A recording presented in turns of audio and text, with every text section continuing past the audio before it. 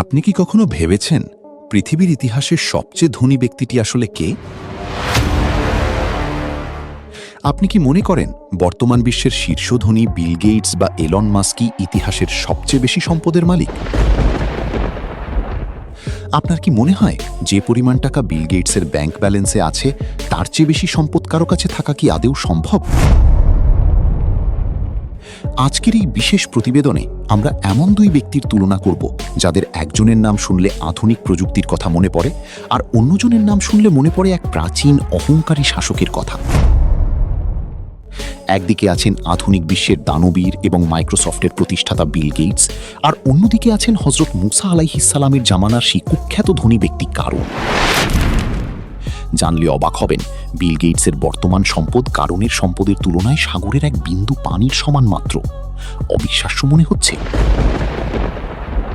তাহলে আজকের ভিডিওটি শেষ পর্যন্ত দেখুন, কারণ আজ আমরা উন্মোচন করতে যাচ্ছি কারুনের সেই বিশাল ধনভাণ্ডারের রহস্য এবং কেন তাকে পৃথিবীর ইতিহাসের সবচেয়ে ধনী এবং অভিশপ্ত ব্যক্তি বলা হয়। আধুনিক বিশ্বের জাদুকর বিল গেটস।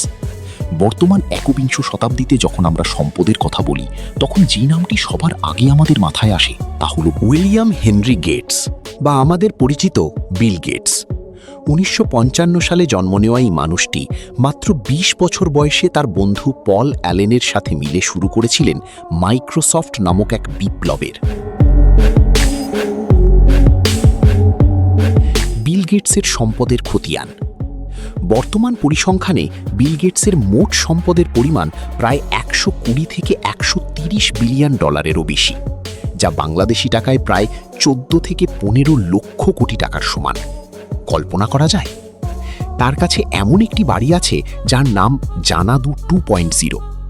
66,000 স্কোয়ার ফিটের এই অত্যাধুনিক বাড়িতে রয়েছে কৃত্রিম লেক, বিশাল লাইব্রেরি এবং স্বয়ংক্রিয় সেন্সার ব্যবস্থা, যার মূল্য প্রায় 150 মিলিয়ন ডলার। তার কাছে আছে নিজস্ব private jet Gulf stream G650ER, যার দাম 70 মিলিয়ন ডলার। তিনি কয়েক লাখ একর কৃষি জমির মালিক, যা তাকে আমেরিকার অন্যতম বড় ভূমি মালিক হিসাবে প্রতিষ্ঠিত করেছে। বিল গেটসের সম্পদ কেবল বিলাসিতাই নয়, বরং প্রযুক্তির শক্তিতে গড়া। তার 1 সেকেন্ডের আয় প্রায় $127। অর্থাৎ আপনি যতক্ষণ এই বাক্যটি শুনলেন ততক্ষণে তিনি কয়েক হাজার ডলার আয় করে ফেলেছেন। কিন্তু এত সম্পদ থাকার পরও বিল গেটস সাধারণ জীবনযাপনে অভ্যস্ত, এবং তিনি তার সম্পদের বড় একটি অংশ বিল অ্যান্ড মেলিন্ডা গেটস ফাউন্ডেশনের মাধ্যমে দান করে দেন। কিন্তু বন্ধুরা, এই অঢেল সম্পদ কি কারুনের সম্পদের সামনে দাঁড়াতে পারবে? চলুন এবার ফিরে যাই আজ থেকে হাজার হাজার বছর আগের সেই প্রাচীন মিশরে। প্রাচীন বিশ্বের বিস্ময় কারুন। হযরত মুসা আলাইহিস সালামের সময়ে এক ব্যক্তির নাম ইতিহাসে স্বর্ণাক্ষরে লেখা আছে তার বিশাল ধন সম্পদের জন্য, আর তার নাম হল কারুন। কারুন ছিল হযরত মুসা আলাইহিস সালামের স্বজাতি। প্রথম দিকে সে একজন দরিদ্র সাধারণ মানুষ ছিল, কিন্তু পরবর্তীতে আল্লাহ তাআলা তাকে এমন সম্পদ দান করেন যা পৃথিবীর ইতিহাসে আর কাউকে দেওয়া হয়নি। কারুনের সম্পদের বর্ণনা পবিত্র কুরআনের আলোকে। পবিত্র কুরআনের সূরা আল কাসাসে কারুনের সম্পদের বর্ণনা দেওয়া হয়েছে। সেখানে বলা হয়েছে, আল্লাহ তাআলা কারুনকে এত বেশি ধনভাণ্ডার দিয়েছিলেন যে সেই ধনভাণ্ডারের চাবিগুলো বহন করার জন্য একদল শক্তিশালী মানুষের প্রয়োজন হতো।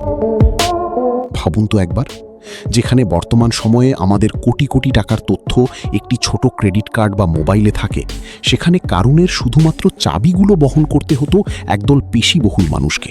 বিভিন্ন বর্ণনায় পাওয়া যায় প্রায় 60 থেকে 70টি খচ্চর বা শক্তিশালী মানুষ শুধু তার সিন্দুকের চাবিগুলো বহন করে নিয়ে চলত। কারুনের ধন সম্পদ আসলে কতটা ছিল? তৎকালীন যুগের ঐতিহাসিকরা বলেন, কারুনের প্রাসাদটি ছিল আস্ত একটি স্বর্ণের খনি। তার দেওয়াল, ছাদ, এমনকি মেঝে পর্যন্ত ছিল সোনা এবং হীরা জহরত দিয়ে মোড়ানো। তার ব্যক্তিগত সেনাবাহিনী ছিল এবং হাজার হাজার দাস দাসী তাকে দিনরাত সেবা করত।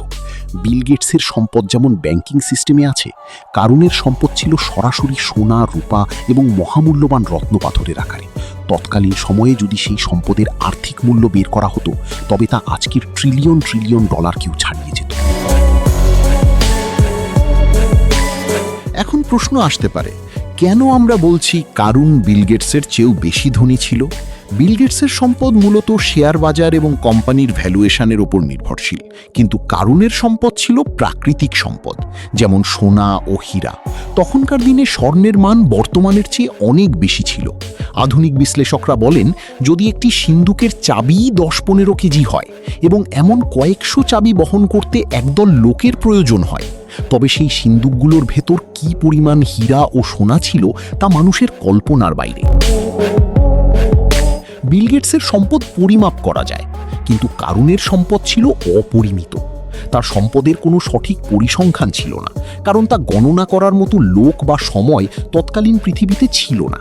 কিন্তু এত বিশাল সম্পদের মালিক হওয়ার পর কারুনের মধ্যে জন্ম নিল চরম অহংকার। সে মনে করতে শুরু করলো এই সম্পদ সে তার নিজস্ব মেধা ও প্রচেষ্টায় অর্জন করেছে। সে আল্লাহকে ভুলে গেল এবং গরিব দুঃখীদের ওপর জুলুম শুরু করলো।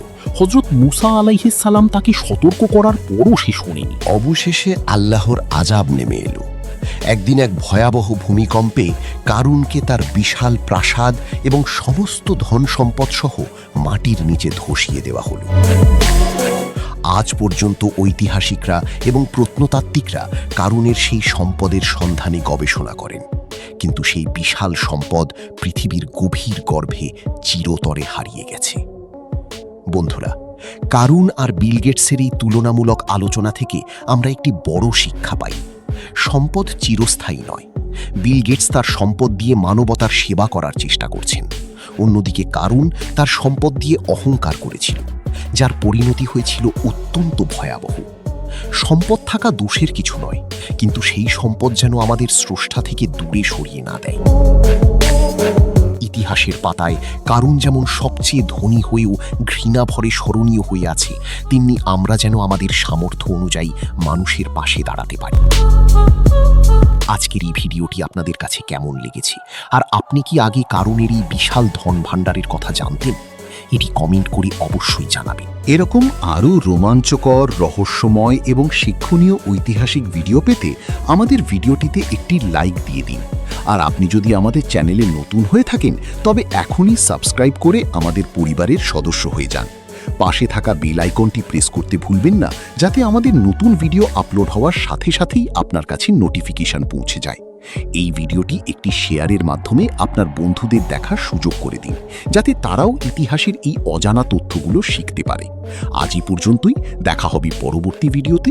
ততক্ষণ ভালো থাকুন, সুস্থ থাকুন। ধন্যবাদ।